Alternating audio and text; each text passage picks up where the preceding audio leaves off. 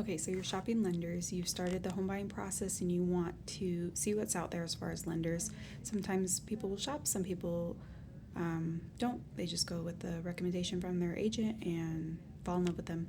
That's always great. But when you get a call or when you're calling around shopping for lenders, of course, the question you're going to ask is what's your interest rate? It's not a bad question. I do, however, want to show you how you can ask it to get a little bit more of a transparent answer and also be able to use it to help you compare lenders. I will start off by saying, though, the interest rate, when we get asked that question, it's a little bit harder of a question because we don't have your application yet, and the interest rate that you're offered might be different after your application because it heavily depends on your attributes of that application. So like your credit score and your down payment. If those things fluctuate from borrower to borrower, the interest rate offered is going to be a little bit different. However, you can call and ask just like for a general feel for the lender, ask them some questions. There are other questions you can ask them. I'll do that in another video, but this one's just about interest rate and how to ask the questions. So you're calling them. What you want to ask is, what is your interest rate at par? Meaning, what is it without any points? So you can say both ways and they'll know exactly what you're saying. What is your interest rate today at par? Or what is your interest rate today with no points? That number is what you want to go off of. So you might be calling around and haven't asked that way, and one lender has said 5.875 and the other lender said 6.25, and you're like, of course I'm going to go with this 5.875, but the 5.875 might be with points. You may have paid $4,000 to get that rate, or probably more. The 6.25, however, was at par, so it's a lot harder to compare the two because you don't know what their par is. You can't do those quick numbers in your head. You're like, okay, what's the baseline here? So ask for par, ask the baseline, and once you get that further down the road, you then want to get options on, I want to explain what buying down points is and the options you should be getting and when it makes sense to buy down the rate at what cost. So I made this quick little cheat sheet. Not sure why I put 6.75 because that's certainly not my par rate today.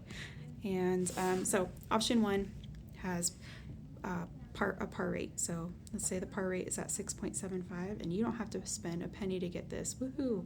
You get a 6.75 for free. That's a bad example because that's very high, but regardless, it'll work. So $0 puts your monthly payment at $2,595. That is without taxes and insurance. This is just for an educational resource, so we don't need that for this example here. And then they've offered you option 2, 6.375. You have to pay $3,000, and this is at closing, so it'll be included with your closing costs. You pay $3,000 up front. Your new principal and interest is saving you $82 a month, okay? So now what you have to consider is, when am I going to see this return on investment? When am I going to see not only this $3,000 return to me, but also working for me to where I'm actually saving this $82 a month and not have just prepaid for it? So what you would do is you would take the amount that it costs to buy down, divide by how much you're saving, and it would give you the amount of months it takes. That's bad.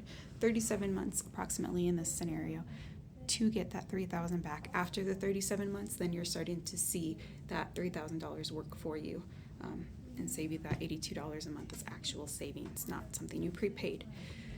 In this scenario, it's taking you about 3 years to find that $3,000 or get that $3,000 returned to you. Doesn't make sense, maybe. But usually I think a good rule of thumb is, 2 to 3 years in savings. So in return. If you're going anything above that, you're most likely going to waste money. And the reason I say that is because you could have refinanced in that time. If you go to refinance in this scenario, for example, in 2 years, that third year, you would be missing out on whatever remainder you have of this $3,000. You don't get that back. So you have to pay to refinance, and then whatever you paid up front for the original 6.375, you've lost.